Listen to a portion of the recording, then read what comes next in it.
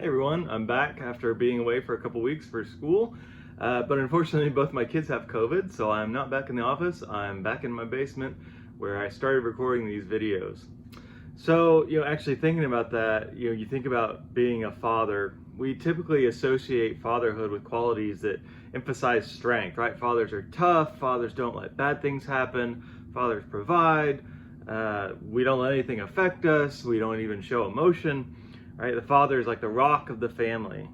Now, in some ways, these kind of strong fatherly traits are good, but a lot of times, they create unhealthy or unrealistic expectations. Is it actually healthy to deny our emotions?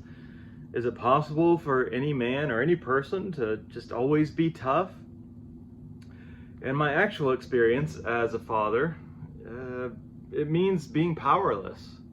It starts even before the kids are born, right? Fathers play a part in the process, but the mother is the one who's really doing all the work of growing the new life in her body. All that I can do as a father is show her some support, rub her feet, whatever, get her food as she's dealing with all the challenges that come with pregnancy. And then the day of the birth makes that even more clear. Right? She endures this pain that literally to me is unimaginable. And all I can do is hold her hand. And I remember being in the delivery room for both my kids and just feeling like guilt and powerlessness, right? This is all my fault and there's nothing I can do to fix it. And this feeling of weakness, it doesn't end when the kid is born, right? You might think that you're in control of your children, but I can assure you that you are not. You can't force them to sleep, you can't force them to behave, you can't force them to make good choices, you can't make them feel better when they're sick. I can teach them, I can discipline them, I can care for them, but I can't make them do anything. All I can do is love them, even if it kills me. So, why am I talking about this? Well, I think this is important because we have to ask, what does it mean when we call God a father?